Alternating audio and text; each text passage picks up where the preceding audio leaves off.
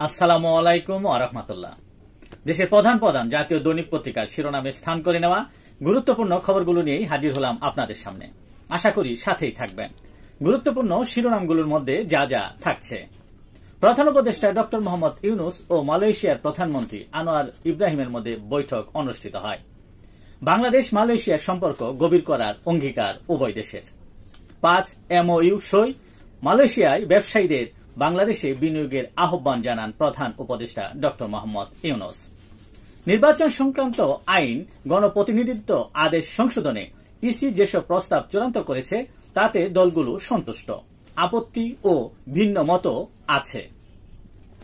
জোটসঙ্গীর প্রতীকে ভোট করতে পারবে অনিবন্ধিত দল। ছোট নিবন্ধিত রাজনৈতিক দলগুলো পড়বে বিপাকে। ঠিকানায় নেই অনেক দলের অফিস, কোথাও শুধুই সাইনবোর্ড। নিবন্ধনের প্রাথমিক বাছাইয়ে উত্তীর্ণ 22 দল।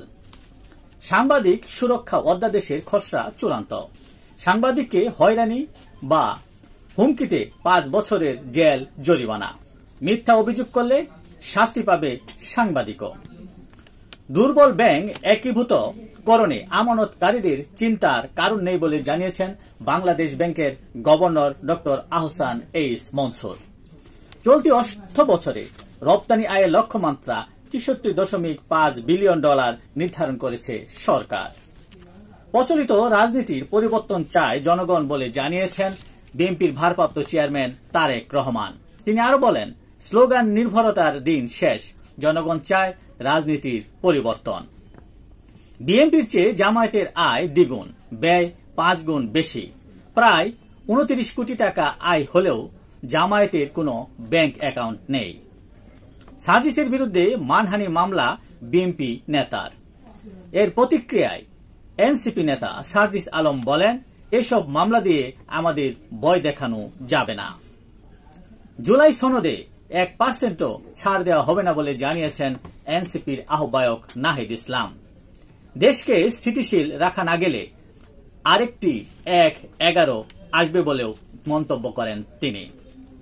সাবেক প্রধানমন্ত্রী শেখ হাসিনার বিরুদ্ধে মামলায় ZI খান পান্না রাষ্ট্র নিযুক্ত আইনজীবী হতে চাওয়ার আবেদন করলে আন্তর্জাতিক অপরাধ ট্রাইব্যুনাল 1 বলেছেন ট্রেন স্টেশন ছেড়ে গেছে তথা ট্রাইব্যুনাল তা গ্রহণ করেনি। 11 গডফাদারের নিয়ন্ত্রণে জেনেভা ক্যাম্প। নিয়ন্ত্রণে আসছে না মাদক। 1 বছরে বিরুদ্ধে নারী ও শিশু সহ 5 জনকে হত্যা। ক্যাম্পের 80% মানুষ প্রত্যক্ষ ও পরোক্ষভাবে মাদক ব্যবসার সাথে জড়িত বলে জানায় পুলিশ।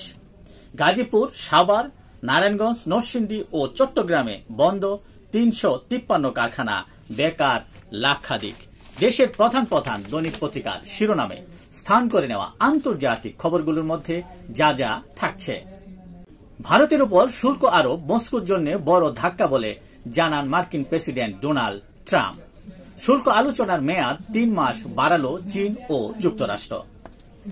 যুদ্ধ বন্ধে রাশিয়া ও ইউক্রেনকে ভূখণ্ড ছাড়তে হবে বলে জানিয়েছেন ডোনাল্ড ট্রাম্প।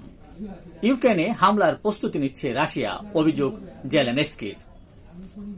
অপরাধ দমনে ওয়াশিংটনে পৌঁছেছে মার্কিন ন্যাশনাল গার্ড। ট্রাম্পের সিদ্ধান্ত প্রত্যাখ্যান করে ওয়াশিংটন ডিসিতে ট্রাম্প বিরোধী বিক্ষোভ। গাজায় প্রায় সব স্কুল ধ্বংস, একটি প্রজন্ম হারিয়ে যাওয়ার শঙ্কা। গাজায় গণহত্যা নিয়ে ভারত সরকারের নীরবতা লজ্জাজনক বলে মন্তব্য করেন ভারতের কংগ্রেস নেত্রী প্রিয়াঙ্কা গান্ধী ভদ্র। মিয়ানমারে নির্যাতনে নিরাপত্তা বাহিনী জড়িত বলে জানিয়েছে জাতিসংঘ। আফগানিস্তান সীমান্তে 50 জন ইসলামী জঙ্গিকে হত্যা করেছে পাকিস্তান।